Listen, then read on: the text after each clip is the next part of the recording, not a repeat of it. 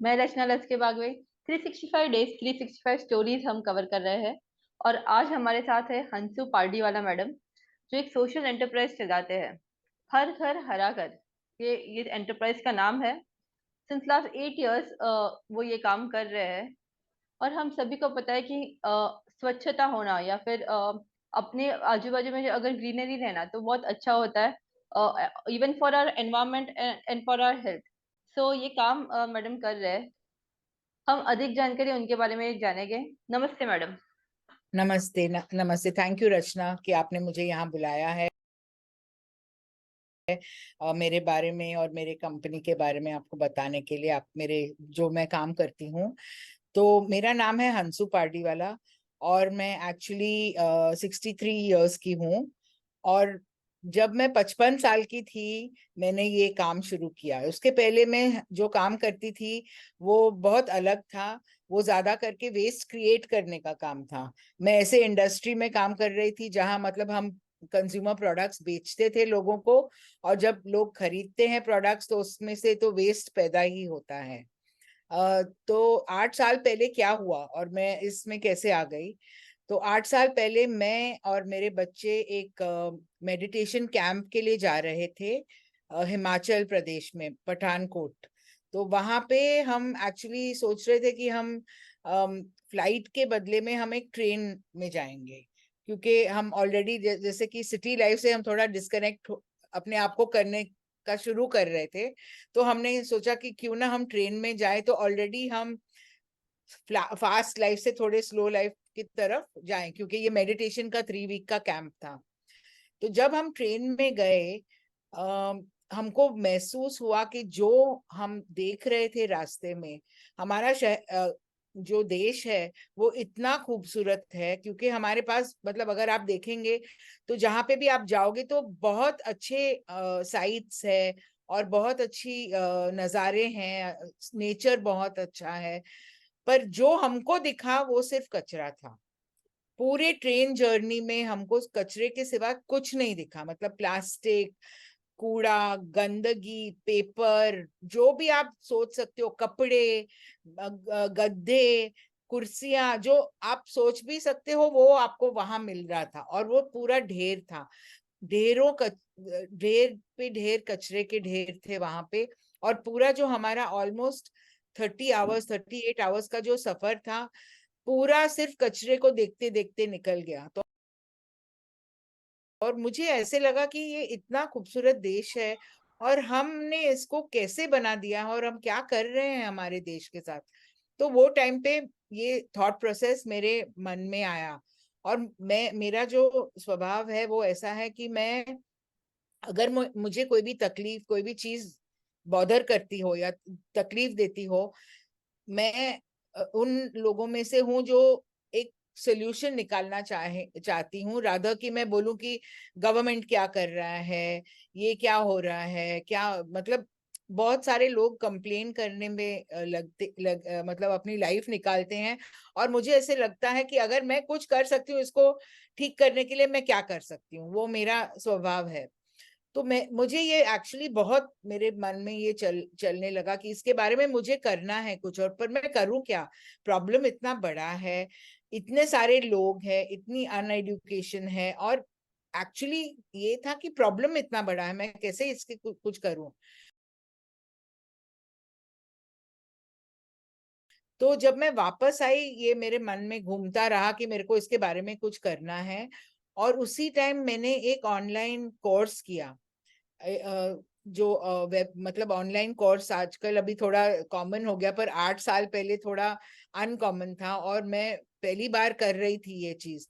मैं 55 साल की थी, मुझे इतना मतलब मैं थोड़ा स्लो थी कंप्यूटर्स में और सब। पर मैंने बोला चलो ये एक उम्र है, चलो सीख लेंगे कोई चीज। तो मैंने एक्चुअली ऑनलाइन ये कोर्स किया सोशल एंटरप्रेन्योरशिप पे। और सोशल एंटरप्रेन्योरशिप क्या होता है कि एक सोशल प्रॉब्लम होती है और उसको एक सोल्यूशन कैसे दे सकते हैं बिजनेस के तौर पे। क्योंकि अगर हम एनजीओ चलाते हैं, एनजीओ का क्या मकसद है, एनजीओ प्रॉब्लम सॉल्व करता है, एनजीओ बहुत काम करता है। पर एनजीओ को बहुत सारा टाइम और एफर्ट लगाना पड़ता है फंड्स इकट्ठे करने में, राइट। तो जो एनजीओ काम करती है उसके लिए उनको पैसे चाहिए, वो पैसों के लिए उनको बहुत सारा एफर्ट करना पड़ता है, बहुत लोगों के दरवाजे खटखटाने पड़ते हैं, और उनको वो फंड्स तब मिलते हैं जब उनको अच्छे कॉन्टैक्ट्स होते हैं या कुछ उनके पास मतलब तरीके होते हैं।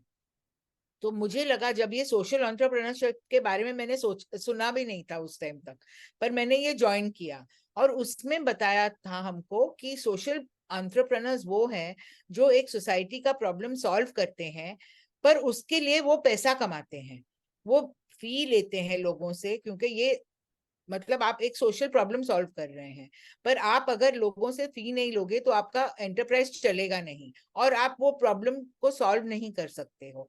तो इसलिए वो जो कोर्स था वो उस तरह से स्ट्रक्चर किया गया था कि लोगों को वो बताए कि तुम ये चीज सॉल्व करो, पर उसका आप एक मतलब बिजनेस बना के सॉल्व करो, ताकि आपको वो प्रॉब्लम ये प्रोजेक्ट चलाने में या आपका जो सोल्यूशन चलाने में आपके पास फंड्स रहेंगे। तो वो मैंने एक नया चीज सीखा, और इस तरह से मेरा एंटिटी शुरू हो गया, जिसको हम हर घर हरा घर शुरू हुआ। और हर घर हरा घर का एक ऑब्जेक्टिव है कि सचमुच मेरा सपना है कि हम हर घर को एक हरा घर बना सकते हैं, जहां पे हम लोगों को अवेयरनेस दे सकते हैं कि ये कैसे आप एक हरित जिंदगी जी सकते हैं, आप अपने रोज के जिंदगी में आप कैसे बदलाव ला सकते हो, कि जहां आप अपना अपने जो इमीडिएट सराउंडिंग्स है, जैसे कि आपका घर हो, आपकी सोसाइटी हो, आपकी जो जहाँ परिसर हो जहाँ आप रहते हो, और फिर आपका शहर, तो आप हर चीज में आप भाग ले सकते हो, और आप अपने घर को हरा घर अगर आप बनाए तो ये प्रॉब्लम हम सब मिलके सॉल्व कर सकते हैं। मैडम, अभी आपने कहा कि आफ्टर 53 आपने नई चीजें सीखी, और आपने ये जो हर घर हरा घर ये कॉन्सेप्ट स्टार्ट किया, तो व्हाट एग्जैक्टली इज हर घर हरा घर? तो हर घर हरा घर में हम लोगों को सिखाते हैं कि आप अपनी रोज की जिंदगी में, दैनिक जिंदगी में आप क्या छोटे छोटे कदम ले सकते हो कि अपना लिविंग आप ज्यादा इन्वायरमेंट और प्लैनेट के प्रति आप ज्यादा सेंसिटिव रहो। जैसे कि हमारा सबसे बड़ा फोकस है वेस्ट सेग्रीगेशन पे, वेस्ट मैनेजमेंट पे, क्योंकि हमारे घर में हम रोज दिन में 2 या 3 बार वेस्ट को जनरेट करते हैं। मतलब आप सुबह को जैसे हम उठते हैं, हम अपना ब्रेकफास्ट बनाते हैं, तो उसके लिए हम दूध की पैकेट यूज करते हैं, अंडे बनाते हैं, या जो भी बनाते हैं। तो उस टाइम से हम शुरू करते हैं हमारा दिन, और रात तक हम दिन में कम से कम 3 बार वेस्ट जनरेट करते हैं।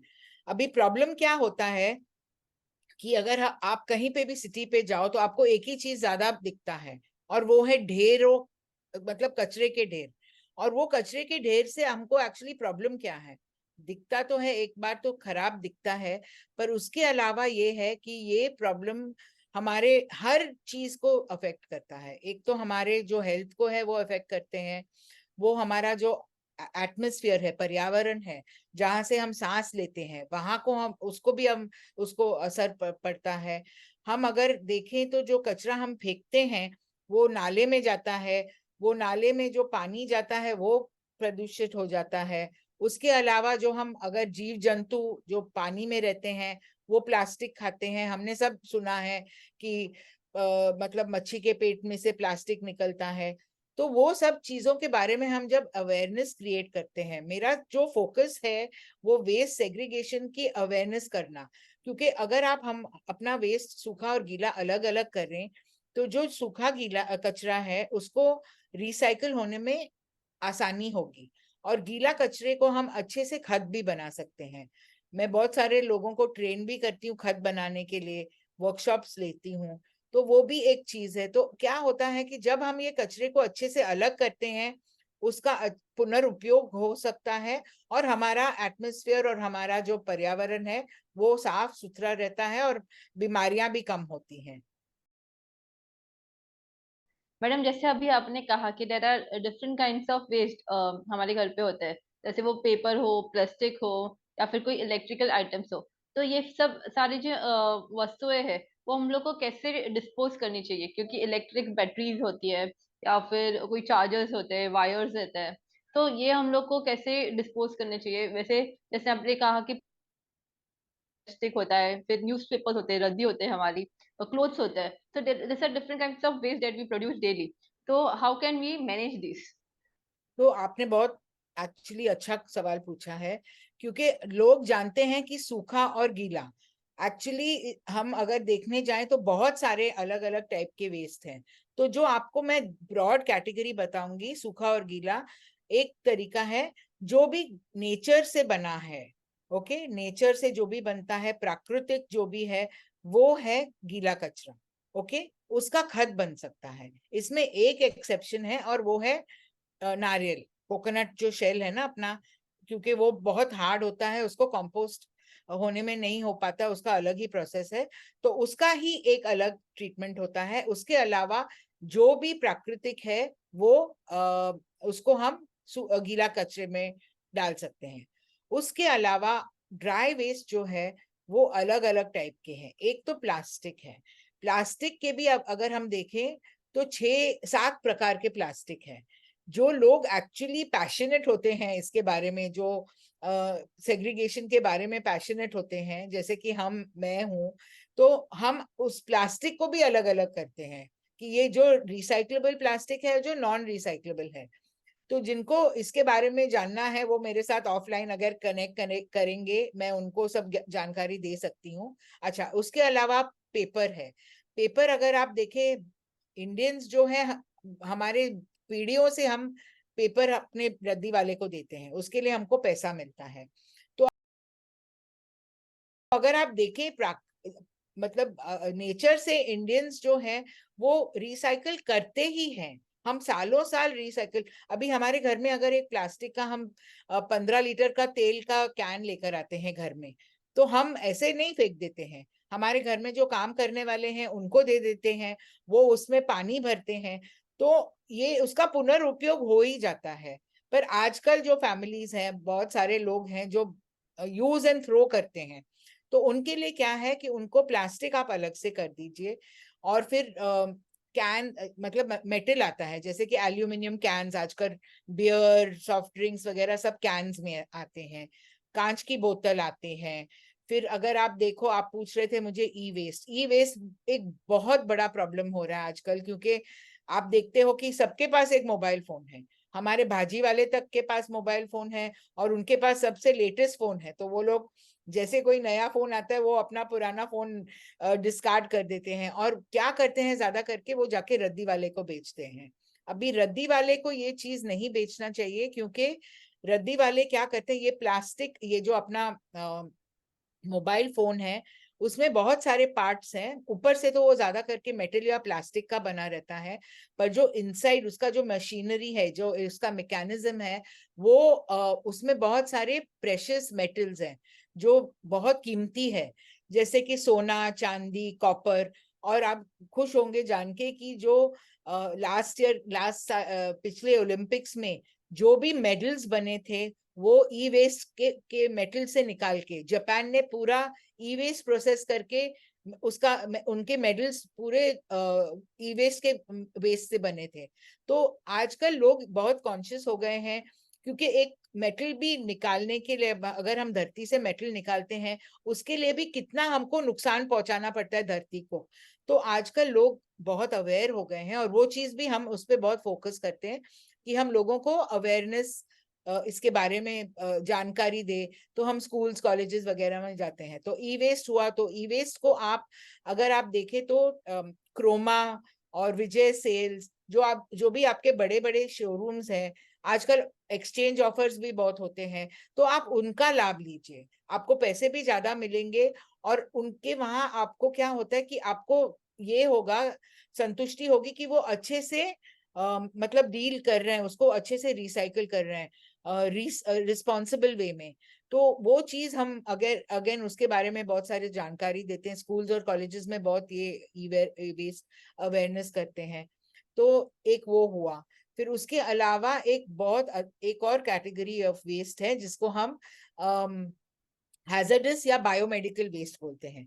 जैसे कि आज सैनिटरी नैपकिन्स होते हैं, डायपर्स होते हैं, यूज्ड मेडिसिन होते हैं, जो पुरानी एक्सपायर्ड दवाइयां होती हैं, सिरिंजेस, नीडल्स, टूटा हुआ कांच, तो उसको हम लोगों को जानकारी देते हैं कि उसको कैसे हम अलग करें। तो क्योंकि ये चीज ऐसे है कि जिसमें खून लगा होता है और मतलब बॉडी फ्लूइड्स लगी होती है, तो उसके वजह से उसका ट्रीटमेंट अलग होना चाहिए। क्योंकि जो लोग कचरे के काम करते हैं, जिसमें मतलब हमारे जो बीएमसी कर्मचारी और सब है, उनके प्रति हमको थोड़ा सेंसिटिव होना चाहिए।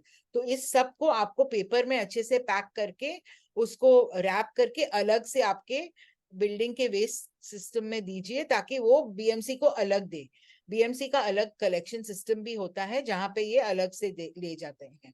तो जैसे कि मैंने कहा, वेस्ट तो अगर जिनको बहुत इसके बारे में पैशन होता है, वो बहुत सारे वेस्ट के बारे में जानकारी है। मैं आपको जिनको चाहिए, आप मेरे साथ उनको कनेक्ट कर दीजिए, और मैं उनको ये सब बता सकती हूँ, और उनको कनेक्ट भी कर सकती हूँ लोगों के साथ जो उनको हेल्प कर सकते हैं पिकअप के लिए। क्योंकि एक बात होता है सेग्रीगेशन करना, और उसके अलावा उसका होता क्या है। क्योंकि मैं अगर घर पे सेग्रीगेट करती हूँ और मुझे कलेक्शन का सपोर्ट नहीं मिलता है, तो फिर मैं क्यों करूंगी। तो वो भी हम आपको हेल्प कर सकते हैं। मैम, जब भी आपने ये कॉन्सेप्ट स्टार्ट किया था कि हर घर हरा घर, तब फैमिली मेंबर्स या फिर फ्रेंड्स ने आपको कैसे सपोर्ट किया? एक्चुअली मेरी फैमिली बहुत मेरा हर चीज का बहुत अच्छे से सपोर्ट करते हैं। और मेरे फ्रेंड्स भी मुझे, अब इस बात में थोड़ा कंट्रोवर्सी है, क्योंकि मुझे सब तारीफ करते हैं कि तुम बहुत अच्छा काम करती हो, पर मुझे कुछ और कोई और सपोर्ट उनसे कम लोगों, मेरे कम फ्रेंड से मिलता है कि वो खुद ये चीज हमारे साथ। मैं उनको बोलती हूँ तुम सिर्फ अपना वेस्ट अच्छे से सेग्रीगेट करो। तो कोई कोई फ्रेंड्स हैं जो मेरे साथ जुड़े हैं, मेरे साथ करते हैं, मुझे सपोर्ट करते हैं। पर बहुत सारे लोग मुझे बहुत तारीफ देते हैं और बोलते हैं तुम बहुत अच्छा काम करते हो, हम आपकी तरह होना मतलब बनना चाहते हैं, और तुम बहुत अच्छी मिसाल हो, और ये सब मुझे बहुत सारा मतलब प्रशंसा करते हैं। पर सपोर्ट थोड़ा मीडियम होता है, मतलब कोई काफी सारे करते हैं और काफी सारे तारीफ करते हैं और कुछ और उसके आगे नहीं करते हैं। पर जब मैंने ये शुरू किया, मुझे ये पता था कि ये ऐसा फील्ड है जहां पे लोग आजकल बात भी नहीं करते हैं कचरे के बारे में। अभी तो बहुत सारा लोग बात करने लगे हैं, ये स्वच्छ भारत होने लगा है, लोग इंदौर के बारे में जान गए हैं कि बहुत अच्छी सिटी है, और उन्होंने फर्स्ट प्राइज जीता है क्लीनेस्ट सिटी का। तो बहुत सोशल मीडिया की वजह से ये बहुत सोशलाइज हुआ है। पर जब मैंने शुरू किया था, तब तो कचरे के बारे में किसी को बात भी नहीं करना था। मेरा जो पहला प्रोजेक्ट था वो एक स्लम में था, जहाँ पे हम वहां पे लोगों को मतलब जागरूक करना चाहते थे, क्योंकि उनका जो रहने का माहौल इतना वैसे भी साफ नहीं है। और अगर हम उनको बताएं कि आप अपना वेस्ट तो कम से कम सेग्रीगेट करो, ताकि तुम्हारे घर के आसपास कचरा नहीं हो। तो हम बीएमसी के साथ गए, घरों में गए और लोगों को इसके बारे में बताने लगे। और हम बहुत अपना खुद भी हम रोज कचरे में जाते थे, मतलब देखते थे, कचरा डब्बा खोल के देखते थे कि लोग कैसे दे रहे हैं, मिक्स करके दे रहे हैं। तो मतलब शुरुआत में थोड़ा मुश्किल था मेरे लिए भी कि ये मैं कैसे कर सकती हूँ और कैसे कर रही हूँ। पर थोड़े टाइम के बाद वो आदत हो जाती है। कोई भी चीज अगर आप करते रहो, तो आपका वो एक मतलब आदत हो जाता है। अभी मैं कहीं जाती हूँ भी जहाँ पे स्मेल है, स्मेल तो आती है, पर मुझे इतनी घिन नहीं आती है। पहले मेरे को बहुत ये होता था कि मैं बेर नहीं कर सकती थी, पर अभी मुझे इतना नहीं होता है। मैं कहीं पे भी बहुत सारे बिल्डिंग्स में जब मैं जाके बताती हूँ उनको कैसे करना है, तो मैं उनका कचरे का डब्बा खोल देती हूँ। तो जो मेरे साथ आते हैं कर्मचारी या जो रेजिडेंट्स होते हैं बिल्डिंग में, ओहो, वो तो पूरा नाक बंद कर लेते हैं, उनको मतलब ऐसे लगता है। पर मुझे ऐसे नहीं होता है अभी। वो मैं इतने सालों में मुझे मेरी आदत हो गई है, और मुझे एक्चुअली मेरा पैशन हो गया है। तो मैं मुझे ऐसे खराब नहीं लगता या बुरा नहीं लगता इसके बारे में। मैडम, हर घर हरा घर इस माध्यम से आपने अनेक डिफरेंट डिफरेंट प्रोजेक्ट्स किए हैं, तो उसके बारे में थोड़ा बताइए। तो बहुत सारे प्रोजेक्ट्स किए हैं एक्चुअली। तो जो मेरा सबसे फेवरेट प्रोजेक्ट है वो है मिल्क बैग प्रोजेक्ट। जो हमने लोगों को एक्चुअली 3 साढ़े 3 साल पहले हमको एक वीडियो मिला था, वीडियो नहीं, व्हाट्सएप मैसेज मिला था जिसमें बताया गया था कि हम जो मिल्क बैग को काटते हैं, कोना काटते हैं उसका, और वो कोना कहाँ चले जाता है वो हम जानते नहीं है, और वो कोना जाता है नाले में, और वो मच्छी खाती है, और फिर वो मच्छी हम खाते हैं, और प्लास्टिक हमारे शरीर में जाता है। एक्चुअली एक रिसर्च भी दिखाया गया है कि प्रेग्नेंट मदर के जो फीटस में है, जो बच्चा है, जो अजन्मा बच्चा है, उसके बॉडी में भी माइक्रोप्लास्टिक्स है। तो ये चीज हम मतलब इतनी आसानी से इग्नोर नहीं कर सकते। आज अगर हम नहीं इसके तरफ ध्यान दे, ये चीज हमारे बॉडी में ऑलरेडी हम बहुत सारा प्लास्टिक है। हम अगर आप देखेंगे माइक्रो प्लास्टिक्स के बारे में, आप गूगल के बारे में मतलब गूगल सर्च करोगे तो आपको बहुत सारा इंफॉर्मेशन मिलेगा कि हम ऑलरेडी कितना प्लास्टिक हमारे शरीर में है। तो वो बात एक अलग चीज है, पर हमको लगा ये एक चीज छोटी चीज है। अगर हर घर में तो दूध की थैली आती ही है, सब घरों में, चाहे वो मतलब बहुत अमीर लोग हैं या चाहे बहुत गरीब लोग हैं, दूध की थैली तो सबके घर में आती है। तो हमने सोचा कि क्यों ना हम ये मैसेज सब लोगों तक पहुंचाए, और हम उनको जानकारी दे कि वो सही तरीका कैसा है, कि वो थैली कैसे काटे, दूध की थैली, और उसको कैसे साफ करके रखे, ताकि ये रिसाइकल हो सकता है। क्योंकि दूध जो भी खाने का, जो भी प्लास्टिक खाने में यूज होता है, खाने के पैकिंग में, वो अच्छा ग्रेड का प्लास्टिक है और उसका रिसाइकलिंग बहुत अच्छे से हो सकता है। पर क्योंकि अवेयरनेस नहीं है, इग्नोरेंस है, लोगों को पता नहीं है उसके बारे में, तो ये बात लोगों को पता नहीं है। तो ये हमने वो प्रोजेक्ट शुरू किया था, और आज आपको मतलब मुझे इतना खुशी, मतलब इतनी खुशी होती है बताने के लिए कि ये प्रोजेक्ट अभी हम 6 सिटीज में चला रहे हैं। हम लाखों करोड़ों बैग्स का हमने ऑलरेडी रिसाइकल किया है, जस्ट क्योंकि ये हमने एकदम पैशन से किया, लोगों को मतलब इसके बारे में जागरूकता फैलाई। और अगर आप मतलब बहुत साल पहले भी नहीं, थोड़े साल पहले जब लोग दूध की थैलियों को, सब हर घरों में लोग उसको साफ करते थे और जाके लहसुन लाते थे। आई डोंट नो कि अगर आपको पता है, मार्केट में अगर आप जाते थे, लहसुन वाले को आप थैली देते थे और वो वजन का आप वो लहसुन देता था आपको, उसका वैल्यू था, क्योंकि वो साफ करके देते थे। पर क्योंकि आजकल हम साफ नहीं करते हैं, तो ये जो प्लास्टिक है वो पड़ा रहता है। अगर आप बीच क्लीनिंग पे कभी जाओगे या कहीं नाले में देखोगे, तो ये प्लास्टिक, ये वाला दूध का थैली बहुत पड़ा रहता है, क्योंकि वो लोग साफ नहीं करते हैं। तो अभी हमने लोगों की आदत वापस डाल दी है साफ करने की, और लोग अभी, बहुत सारे लोग हमको रोज हमारे से मतलब जुड़े हैं और रोज हमको बैग्स भेजते हैं। हमको ऑल ओवर द कंट्री से बैग आते हैं। 6 सेंटर तो हम चला रहे हैं, मतलब 6 पार्टनर्स हैं हमारे। और उसके अलावा हम बहुत सारे मतलब इंडिविजुअल्स हमारे को मतलब डायरेक्टली भेज रहे हैं, हमारे पार्टनर्स को भेज रहे हैं। ये प्रोजेक्ट एक्चुअली मैंने और मेरे 2 और फ्रेंड्स ने मिलके स्टार्ट किया था। हम तीनों मतलब ये काम करते हैं, और उनका भी मतलब मैं एक्नॉलेज करना चाहूंगी कि ये है गार्बेज फ्री इंडिया एक है, और एक क्लीन मुंबई फाउंडेशन, हम साथ में बहुत काम करते हैं। तो ये हमने बहुत एक प्रोजेक्ट स्टार्ट किया जो हमारे बाद भी ये चलते रहेगा, वो हमको बहुत अच्छा लगा। हाल ही में मैंने एक एयरपोर्ट जो है ना, हमारे एयरपोर्ट के आसपास जो बस्ती है, वहां पे बहुत कचरा रहता है। अगर आपने देखा होगा, अगर आप कभी फ्लाइट लेते हो तो आपको सिर्फ वो झुपड़पट्टी दिखते हैं और स्लम्स दिखते हैं, और वहां पे बहुत बहुत बहुत सारा कचरा है। और इस कचरे के वजह से वहां पे बर्ड्स आते हैं, वो जो बर्ड्स आते हैं, वो एयरक्राफ्ट में अटक के, एयरक्राफ्ट के को डैमेज करके एक्चुअली क्रैश होते हैं, और एयरक्राफ्ट एयर क्रैश होते हैं। तो दिसंबर अक्टूबर से अक्टूबर से दिसंबर लास्ट ईयर मैंने 3 एरियाज वहां पे किया था, जहां पे हमने बहुत सारा डोर टू डोर अवेयरनेस किया है, और लोगों को बताया है कि तुम कचरा सिर्फ सफाई के लिए मत मतलब सिर्फ उसके लिए मत उस बारे में सोचो, आप अपने जान के बारे में सोचो। तो हमने वहां पे लेडीज को इन्वॉल्व किया, बच्चों को इन्वॉल्व किया, बहुत सारे नुक्कड़ नाटक किए। तो वो सब हमने एक उस तरह का भी हमने एक प्रोजेक्ट किया। फिर अभी हम डी वार्ड में भी ये सेम वेस्ट सेग्रीगेशन अवेयरनेस का प्रोजेक्ट कर रहे हैं। तो मेरा काम ज्यादा करके वेस्ट सेग्रीगेशन के बारे में और अवेयरनेस के बारे में कि इससे क्या नुकसान होता है, क्योंकि जब आपको पता होता है कि ये आपको नुकसान क्या पहुंचाता है तो आप थोड़ा इसके प्रति और ध्यान देंगे। क्योंकि गवर्नमेंट हमको बोलती है सूखा और गीला अलग करने को, और हम सब जानते हैं, पर क्यों करना वो बहुत जरूरी है। अगर आप जानते हो कि आपको ये प्रभावित करता है या आपको अफेक्ट करता है तो आप इसके प्रति थोड़ा और ध्यान देंगे। Thank you, ma'am. Thank you for sharing your story and doing an amazing work.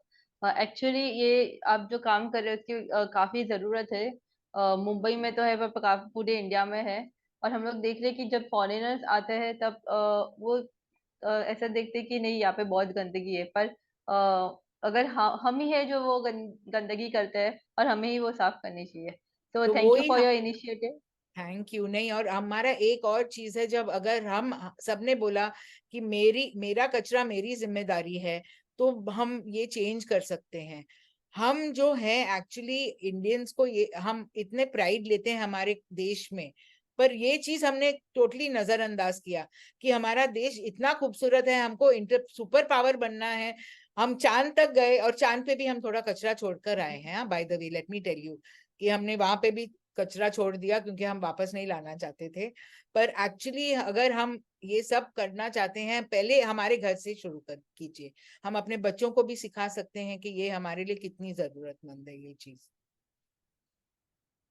And thank you thank you कि आपने मैडम। मुझे ये प्लेटफॉर्म दिया कि मैं अपना जर्नी शेयर कर सकूं और आपके साथ मेरी मतलब मैंने सिर्फ अपना पैशन आपके साथ शेयर किया कि मैं क्या मुझे क्या क्या चीज मतलब अफेक्ट करती है और क्या चीज मैं चेंज करना चाहती हूँ। और आप मुझे ये प्लेटफॉर्म दे रहे हो, मैं उसके लिए बहुत शुक्रगुजार हूँ कि आपने ये मुझे प्लेटफॉर्म दिया है। And thank you. और अगर आप किसी को भी आपको अगर आपका फीडबैक मिले कि वो मेरे साथ कनेक्ट करना चाहते हैं, I will be happy to guide people and start them कि अपना ग्रीन जर्नी कैसे शुरू करना है। Definitely, ma'am. We can connect you with some society, some Ganpati mandals as well. So हम इस बारे पर काम करेंगे और श्योर। अपना अपने ये जो इनिशिएटिव स्टार्ट किया है वो एक्चुअली इम्पोर्टेंट है। और thank you once again. Thank you Rachna, thank you for your